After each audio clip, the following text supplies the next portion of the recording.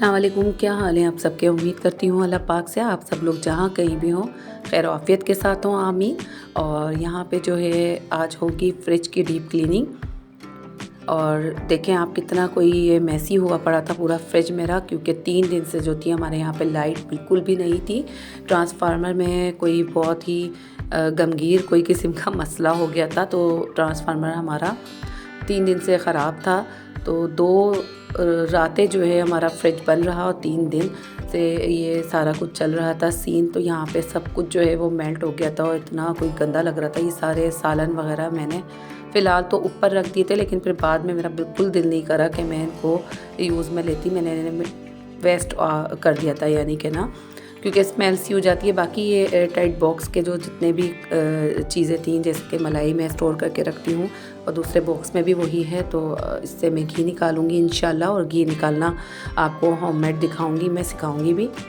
तो ये देखिए ये सारा कुछ जो है मैंने बाहर निकाल दिया था। और इसके अंदर ये शॉपर निकला था गोश्त का, जो कि मैंने हलीम के लिए रख दिया था मंगवा के, तो बनाने में ही नहीं आ रहा था। और ये सारे ऑर्गेनाइज़र जितने भी जालियाँ वगैरह हैं, ये सब मैंने अपनी छोटी के हवाले कर दिए थे। वो इन्हें गैरली में ले गई थी और वहाँ जाके जो है इसने मुझे अच्छे से वॉश करके दे दिए थे। तो छोटी वाली जो है वो अक्सर इस तरीके के कामों में मेरी हेल्प करा देती हैं। और ये सारी चीज़ें जो है वो यशा ने ड्राई कर दी थी। मैंने उनसे बोला था कि एक नैपकिन लेके बेटा इनको सबको जो है वो ड्राई कर दो, क्योंकि कूलिंग की जो एक स्टीम सी होती है हर चीज़ पे गीली गीली सी, वो ये सारी ड्राई हो जाएंगी। तो यहाँ पे जो है मैं सारी चीज़ें निकालने के बाद अपना फ्रिज स्टार्ट कर दूँगी। धोना बहुत ही कोई गंदा हो गया था। और इससे पहले मैंने एक बार जो है साफ़ किया था, पहले भी लाइट गई थी, लेकिन ऊपर वाला पोर्शन जो है वो रह गया था।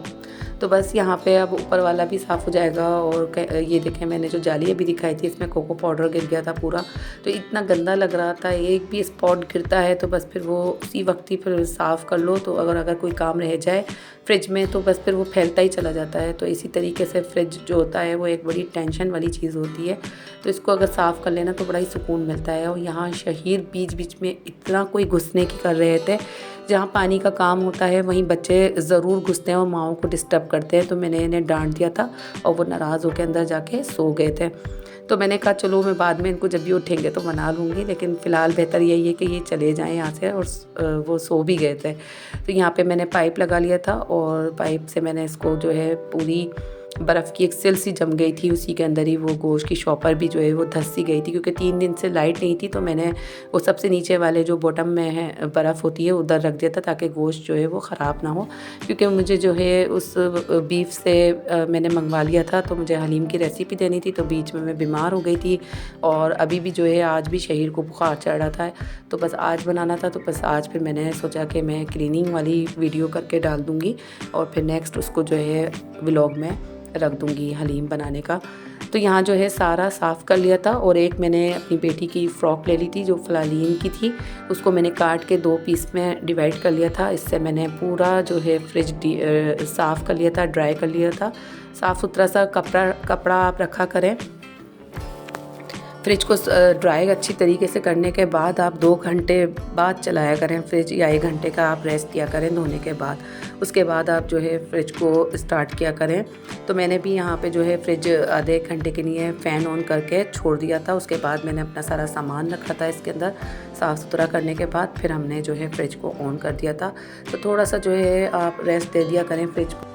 और इस तरीके के कामों में जो है बच्चे बड़ी हेल्प करा देते हैं। माशाल्लाह से मेरे दोनों बेटियां जो हैं वो काफ़ी हेल्पफुल साबित हो जाती हैं इस तरीके के कामों में। तो छोटी ने जो है वो जालियां वगैरह धो दी थी और बड़ी वाली जो है वो वीडियो पकड़ी हुई थी और सामान भी पकड़ा रही थी मुझे। तो इस तरीके से जो है सारे मिलके काम जब करते हैं तो काम भी आसान हो जाता है और जल्दी से निमट जाता है। तो मैंने माशाल्लाह से आज ही के दिन में कुकिंग भी करी थी और किचन भी साफ़ किया था अपना सारा, क्योंकि किचन इसी के साथ ही फैल गया था, क्योंकि किचन ओपन है मेरा। तो यहाँ जो है मैं सारी एक एक जालियाँ और जो भी ऑर्गेनाइज़र्स हैं इसके वो रख दूँगी। इसके बाद जो है बेटी ने मेरी जालियाँ भी धो के ला दी थी नीचे वाले फ्रिज के पोर्शन की, तो वो भी मैंने सेट कर दी थी। और छोटी वाली जो है वो माशाल्लाह से वैसे तो लगता है कि थोड़ी सी ऐसी है नटखट सी, लेकिन जब काम मैं उन्हें बोलती हूँ तो वो प्रॉपर करके मुझे देती हैं। बड़ी वाली जो मेरी यशा हैं वो तो माशाल्लाह से, अभी मैं इसलिए चुप हो गई थी कि पीछे से आपको आवाज़ आ रही होगी एक फ़कीर की। तो यहाँ पे ये इशू बहुत ज़्यादा रहता है, जब भी मैं वॉइस ओवर करने बैठती हूँ तो किसी की कोई बाइक स्टार्ट हो जाती है या फिर कोई बच्चा वगैरह जो है वो चिल्ला रहा होता है, आवाज़ें लगा रहे होते हैं, गेट बजने की आवाज़, बेल बजने की आवाज़। तो ये इस तरीके के इशू बहुत ज़्यादा मेरे वॉइस ओवर में आते हैं और मुझे मुश्किल इतनी होती है और मेरी वॉइस ओवर जो होती है वो ब्रोकन यानी कि हो के जो है वॉइस ओवर कंप्लीट होती है। तो टूट टूट के इससे पार्ट्स में जो है मैं फिर करती हूँ। यहाँ जो है कंफर्ट मैंने अपने जो पहले आपको बताए थे उसमें एक धुल गया था और ये 4 जो हैं वो खेस है, ये मैं धो रही हूँ और आपको आज इनको धो के दिखाऊंगी। तो ये किस तरीके से गंदे हो रहे थे, क्या है, ये गंदे नहीं थे असल में, तो ये वॉश ही थे, साफ़ सुथरे थे। हमने जो है इन्हें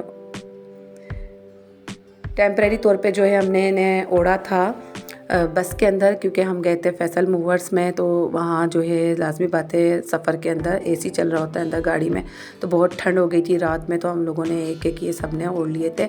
तो बस गाड़ी की स्मेल हो जाती है और कुछ मिट्टी वगैरह इसके अंदर घुसी हुई होती है, तो बस एक स्मेल सी होती है सफ़र की। तो मैंने सोचा एक चक्कर दे के जो है ना सर्फ में इनको निकाल लिया जाए तो स्मेल भी निकल जाएगी और ये साफ़ सुथरे हो जाएंगे। तो जाते हुए भी हमने ओढ़े थे और आते हुए भी, तो बस ये इस तरीके से धुल के अब ये रख दिए जाएंगे और ओढ़ने के काम आ जाएंगे। यहाँ मैं जब भी पाइप लगाती हूँ तो ज़रूर इसको पत्तों को जो है वो प्रेशर से पानी के साफ़ करती हूँ। ये एक एक पत्ता जो है साफ़ हो जाता है। वैसे तो जो मेरी बड़ी बेटी हैं वो इसके अंदर मग्गे से पानी डाल देती हैं और स्प्रे से पत्तों को कर देती हैं, लेकिन वो बात नहीं आती जो पानी के प्रेशर मारने से जो है एक एक पत्ता नीट क्लीन हो जाता है। यहाँ पे ये एक जो खेस है मैंने वॉश करके डाल दिया था और बारी बारी मैं सारे वॉश कर लूँगी। तो इतने कोई साफ़ सुथरे हो गए थे ये और इतनी अच्छी खुशबू आ रही थी इनमें से सर्फ की। यहाँ देखें ये दोनों भी, अच्छा आपको मिट्टी नज़र आ रही होगी, इनमें मिट्टी इतनी कोई आ गई थी ना, अब ओढ़ने से इतनी नहीं आई थी सफ़र में जितनी के मैंने रख दिए थे। ये 2 महीने तकरीबन जो है तय करके मैंने शॉपर में लपेट के मचान पे रख दिए थे कि मैं धो लूँगी इन्हें। अभी तो फ़िलहाल घर को देखना था क्योंकि आते ही सारा घर भी मेरा मिट्टी मिट्टी और हर चीज़ एक तरफ अपने आप में जो है वो तवज्जो मांग रही थी। तो वो घर भी सारा करते करते बारी अब इनकी अब आई है। तो 2 महीने से तकरीबन देखा जाए तो हम मुसलसल घर को ही देख रहे थे। फिर इसके बाद व्लॉग वगैरह बनाना स्टार्ट कर दी मैंने, तो इनकी बारी नहीं आ रही थी। जैसे जैसे जो काम हो रहे हैं मैं वक्त से पहले ही करती जा रही हूँ, क्योंकि सर्दियों का कोई इतना खौफ आता है ना कि जब सर्दियाँ आ जाती हैं तो पानी के काम से कोई इतनी मौत आ रही होती है करने में काम। तो यही होता है कि पहले से ही अपनी जो प्रेप्स होती हैं वो करके रख देने चाहिए, विंटर हो चाहे रमज़ान आ रहे हों या कहीं ईद आ रही हो या कहीं जाने का हो। तो इससे क्या होता है कि पहले से आप अगर किसी काम की तैयारी करके रख लें, अपने आप को प्रिपेयर कर लें मेंटली तौर पे, तो काफ़ी हद तक आसानी हो जाती है आगे के लिए। क्योंकि सर्दियों में वैसे भी छोटे दिन होते हैं, फिर नमाज़ वगैरह भी पढ़नी होती है और भी काम होते हैं, तो ये चीज़ें जो बखेड़ा होता है ये नहीं फैलाया जाता। अभी फिर भी दिन जो है थोड़े से लंबे भी हैं, धूप भी निकल रही है और हवा भी अच्छी खुश्क निकल चल रही है। तो हमारे यहाँ पे यही होता है कि कभी भी बारिशें शुरू हो जाती हैं सर्दी में, तो फिर हवा में भी नमी होती है और कपड़े ही सूख जाएँ धुल के, तो यही बड़ी बात हो जाती है। और प्लाज़ा में तो आपको पता ही है कि पानी का भी इशू रहता है बहुत ज़्यादा, और फिर लाइट का तो मैंने आपको बता ही दिया है कि क्या हाल हुआ पड़ा है यहाँ पे। तो इसी तरीके से मेरी अभी 2 दिन लेट हो गई थी व्लॉग, इसी वजह से हो गई थी। ये जो है ट्रांसफार्मर वगैरह का इशू आ गया था तो मैं बना नहीं पाई थी और मेरे कैमरे मोबाइल में बिल्कुल भी चार्जिंग नहीं थी। तो इस तरीके के इश्यूज़ की वजह से जो है काफ़ी कॉम्प्रोमाइज़ करके हमारी व्लॉग जो है वो आगे आती है आप तक, स्ट्रगल करके, सॉरी कॉम्प्रोमाइज़ करके तो यहाँ जो है ये चारों के चारों मैंने धो के आपको दिखा दिया। और ये वाले जो हैं वो बड़े हैं, तो मैंने बड़े बेटे और बेटी को मैं दे देती हूँ। ये 2 जो हैं बड़े साइज़ के हैं, इनकी लेंथ भी अच्छी है और वेस्ट में भी अच्छे हैं। बाकी जो 2 आगे सूख रहे हैं वो मेरे छोटे वाले बेटे और बेटी के हैं, तो वो मैं उनको दे देती।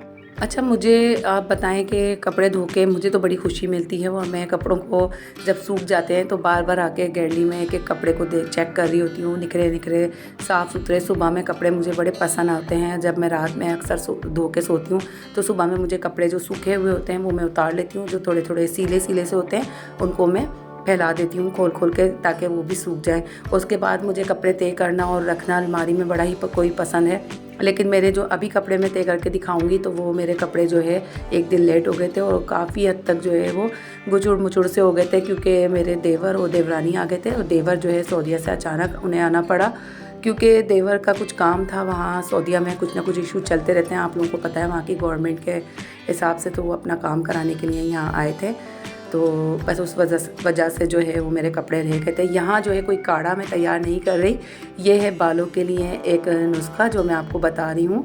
इसमें है रीठे, आंवले, सिकाकाई और कलौंजी, दाना मेथी, ये मैंने पाउडर पिसवा लिया था जब मैं हर्बल शॉप पे गई थी।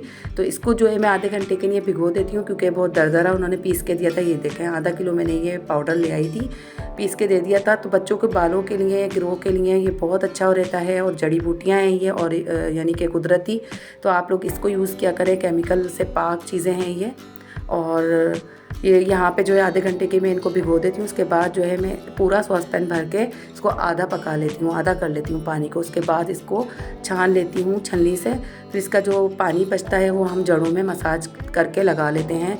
दोनों बेटियों के लगा देती हूँ और अपने लगा लेती हूँ। तो इससे काफ़ी हद तक बालों के अंदर जो है वो जान आई है, और काफ़ी हद तक जो है हमारे बाल भी रुके हैं। ये देखें कितनी इसमें अभी भाप उठ रही है। तो अभी ये बिल्कुल ठंडा होना है, रूम टेम्परेचर पर जब तक नहीं आ जाएगा आपने इसे गरम गरम स्कल्प पे नहीं लगाना। और ये है फ्लैक्स सीड्स, इनका मैंने आपको बताया था कि मैं दिखाऊंगी, इनको भी दिखाना है। अभी मैंने मास्क इसका तैयार नहीं किया, लेकिन मैं आपको इसका तरीका बता देती हूँ फ़िलहाल कि 2 चम्मच आपने लेना है, इनको पानी में पकाना है 1 कप, और उसको ट्रांसपेरेंट करके आपने मास्क बनाना है, ठंडा करके आपने अपने बालों पे लगाना है। तो यहाँ पे जो मैं ऑयल लाई थी पहले हर्बल शॉप से, तो मैंने आपको बताया था मैं यूज़ करके बच्चियों के सर पे बताऊँगी। तो ये काफ़ी हद तक अच्छा इसका रिज़ल्ट निकला, और बच्चों के बाल भी रुके। मेरी छोटी वाली के तो बाल लंबे भी हुए हैं माशाल्लाह से, इसके रिज़ल्ट अच्छे हैं।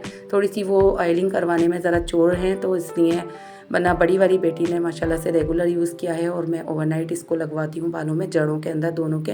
तो काफ़ी फ़र्क महसूस हुआ है। तो आप लोगों को बाय करना हो तो मैंने पूरा एड्रेस जो है पिछली व्लॉग में दे दिया था, आप उसमें देख लीजिएगा। यहाँ देखें कपड़ों का हाल क्या हुआ पड़ा है, और मैंने आपको बताया था कि ये कपड़े किस वजह से रह गए थे। अब मैंने इनको तय करना है। इतनी कोई बददिली हो रही थी इनको तय करने में, लेकिन देख देख के भी इतनी कोफ्त हो रही थी इन्हें, इतने बुरे लग रहे थे ये कपड़े।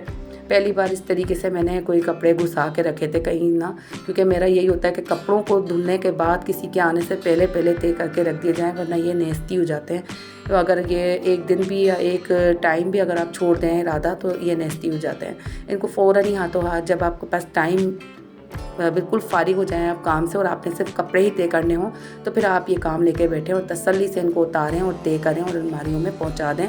तो ये आपका काम सरअंजाम हो जाएगा। वरना आपको कहीं जाना है या किसी को आना है या कोई ऐसा बिज़ी टाइम कि जिसके बीच में आप डिस्टर्ब हो सकते हैं, तो ये कपड़े रह जाते हैं। फिर आप सुकून से इन कपड़ों को तय करके अलमारी में पहुंचा दें, तो इनकी कोई शक्ल फिर निकल कर आती है कि आप बगैर प्रेस के भी जो है वो कपड़े पहन सकते हैं। यहाँ मैं काफ़ी हद तक जो है कपड़े फूले फूले से तय हो रहे थे, मैंने दबा दबा के सबकी तय बना दी है। और वैसे तो खैर ये इस्त्री करके ही पहनने में आते हैं, बच्चे तो ऑलमोस्ट इस्त्री करके ही पहनते हैं। अक्सर मैं कभी कभार जो है लोन के कपड़े बगैर इस्त्री के पहन लेती हूँ, तो वो बेटी मेरी यही कहती है मम्मा इस्त्री करवा लिया करें। तो मैं यही कहती हूँ कोई ऐसा मसला नहीं है, फिर भी घर में ही तो पहनने होते हैं। तो लेकिन ये कि माशाल्लाह से यशा मुझे अच्छे से प्रेस करके देती हैं कपड़े। और ये सारे कपड़े आहिस्ता आहिस्ता मैं सारा ये जो बम फुटा हुआ है सारा तय कर लूँगी आपके सामने। और इतने मेरे हाथ दुख गए थे, क्योंकि कपड़े बिल्कुल अपनी जो हालत थी वो बदल चुके थे, क्योंकि जो मैंने जिस कंडीशन में मैंने उतारे थे तो ये उसी वक्त ही तय हो जाते, तो शायद मुझे इतनी मुश्किल ना होती। और यहाँ जो है मैं अपने बेटे की पैंटें उल्टी करके बाहर की तरफ डालती हूँ, क्योंकि कबूतर यहाँ पे बहुत ज़्यादा है, तो वो अक्सर जो है वो उसकी बीट वगैरह आके गिर जाती है, तो वो गंदी हो जाती हैं पैंटें। तो इसलिए मैं अब यहाँ सीधी करके तय लगा रही हूँ।